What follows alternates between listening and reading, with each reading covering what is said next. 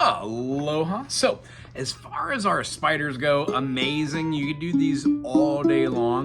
The next really big step after just doing the spider exercises and working them up all of your frets to get used to it is to kind of do scales. The one that we're starting with is our C, big 8s to a D, and then to an E, the F, G, A, B, and then C. After we learn how to play a major scale of a C for C major, D for D minor, E for E minor, F for F major, G for G major, A for A minor, B for B diminished, and then C. We go through the process of seeing how these notes work in 1, 2, 3, 4, 5, 6, 7, 1. Each time we do this scale position and go up a half step, these notes alter themselves by augmenting up or raising a half step. Therefore, C would go to C sharp. Our next note, which would have been D, goes to D sharp, so on and so forth. So by the time we get to D, we're doing the same pattern that we established with our open notes, but it feels more solidified by playing through C sharp.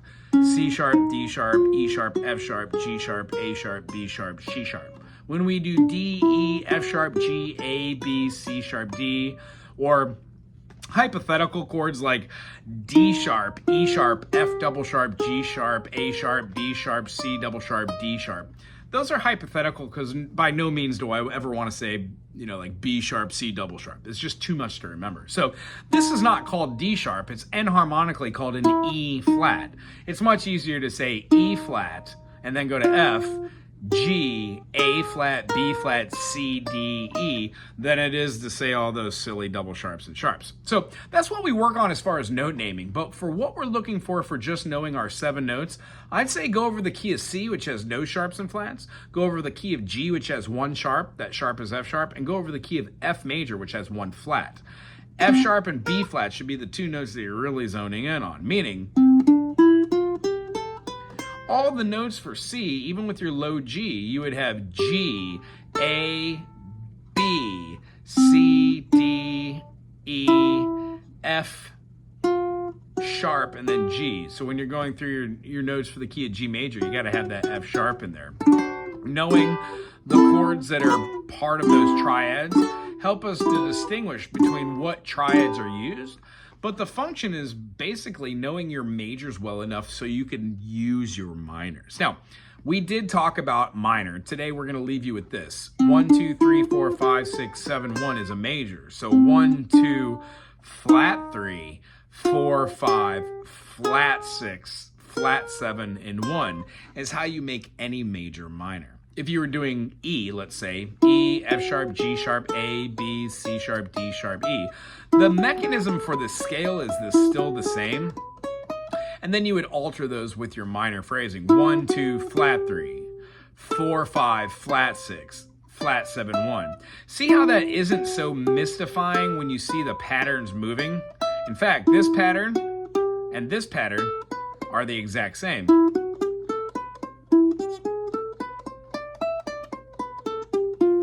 Now that's how we make it into a minor. Anytime you have 7 notes and you flatten the 3 and you flatten the 6 and 7, you get 1, 2, flat 3, 4, 5, flat 6, flat 7.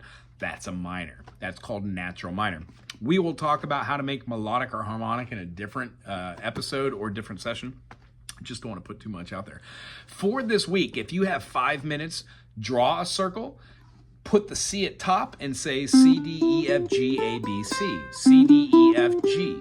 When we go 5 notes away, we find ourselves in the key of G major. G major has the first sharp.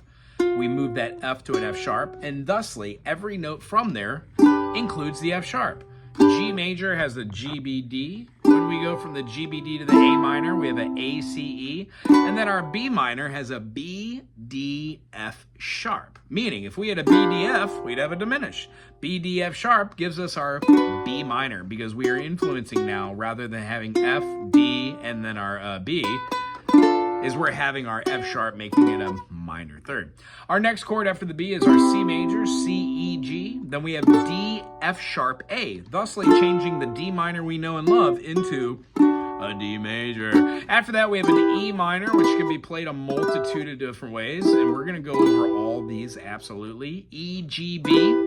And then lastly, F sharp diminished is F sharp, A, and C, giving us the feeling of a D7, but we name it as such and harmonically back to G. That's the key of G. I'd urge you to do the same thing with the key of F. F major, G minor, A minor, B flat major, C major, D minor, E diminished or C7, and then back to the F. But the two big takeaways from today are scales that are diatonic, have 7 notes. To make any major a minor, you flatten the 3, flatten the 6, and flatten the 7th, and thusly gives you all those different notes.